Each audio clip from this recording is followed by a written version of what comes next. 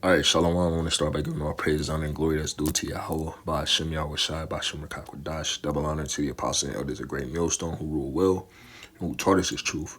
Peace, blessings, salutations to the hopeful like Akim scattered throughout the four corners of the earth, giving all diligence to make your calling and election sure, as well as hastening the coming of our Lord Yahweh Shai.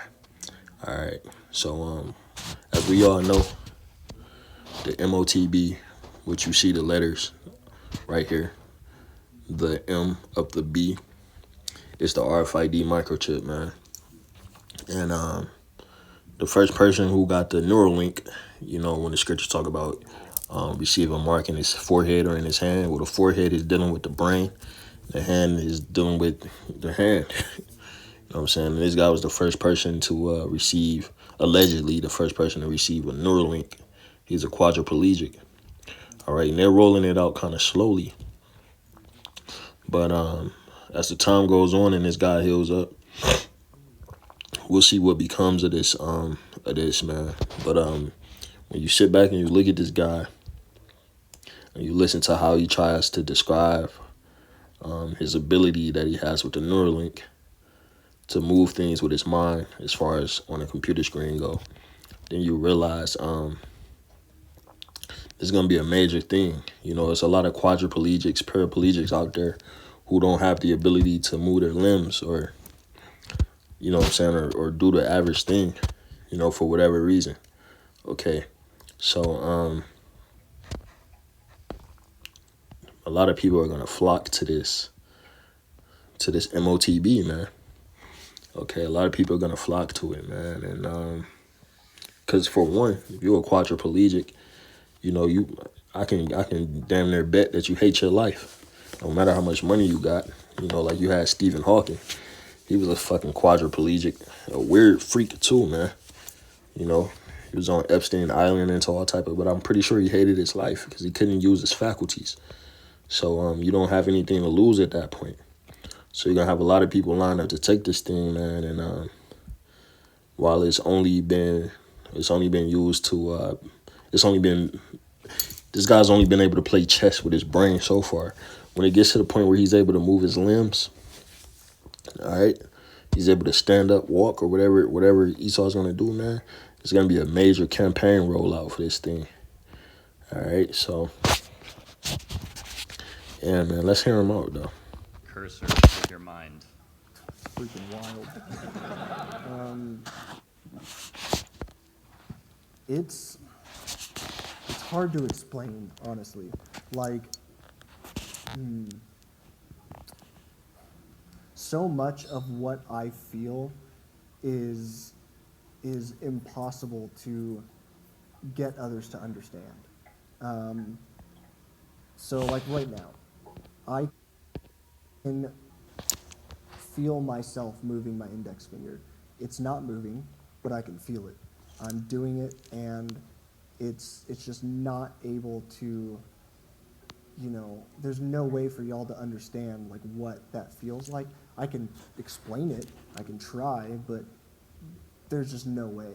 And seeing that translate onto a screen and being able to move a cursor is just, it's such a wild feeling. It's like not being able to explain this to y'all. It's hard. It's very difficult. But then you can see it happening real time on a screen, and so there's a connection there. I feel like I'm showing people like how amazing this technology is by, I don't know, just thinking. That's crazy. I remember when I first got control, and I was moving it with my mind. So there's a difference between like attempting to move it versus imagining to move it. Attempting, I feel like, is kind of cheating. It's probably not, but when I attempt to move something, it does feel like I'm moving it with, say, my hand or my wrist, even though you can't see it.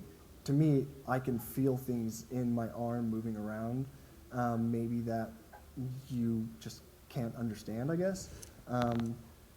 But when I first moved it just by thinking, it blew my mind for like a day. Like, I just could not wrap my head around it. It was so cool.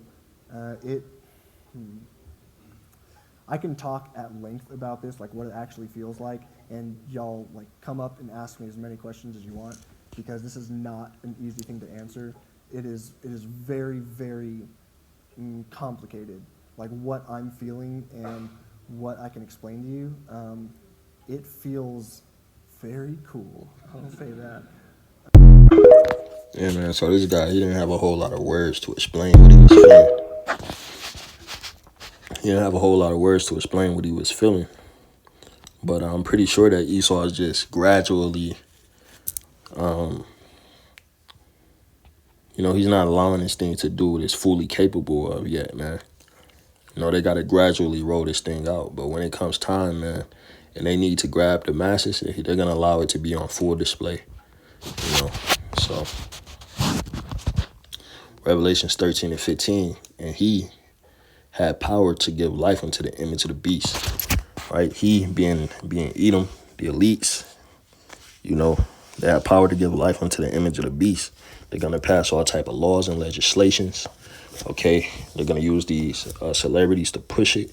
They're going to have commercials in their media, okay? It says that the image of the beast should both speak and cause that as many would not worship the image of the beast should be killed. So you're going to get to the point, man, where if you don't take one or the other, the mark in the hand or in the forehead, man, this devil's going to seek to put you to death. But most importantly, what should you be worrying about? You should be worrying about this right here. Revelations 14 and verse 9. It says, and the third angel followed them, saying with a loud voice, if any man worship the beast in his image and receive his mark in his forehead or in his hand, the same shall drink of the wine of the wrath of the Most High, which is poured out without mixture into the cup of his indignation. And he shall be tormented with fire and brimstone in the presence of the holy angels and in the presence of the Lamb. So that's more importantly what you should be worrying about, man. All right, this guy, he already has it. He's already marked for judgment.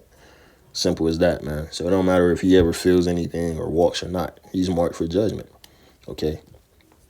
He was handpicked by the Most High to play that role, okay, to be the so-called first person to receive that, Neuralink. So, hey, man, we just got to stay tuned and see where this thing leads, what becomes of it. And it's not around the corner anymore, man. It's up the street, so Lord's will, man, we'll see what happens with this thing, man. Shalom.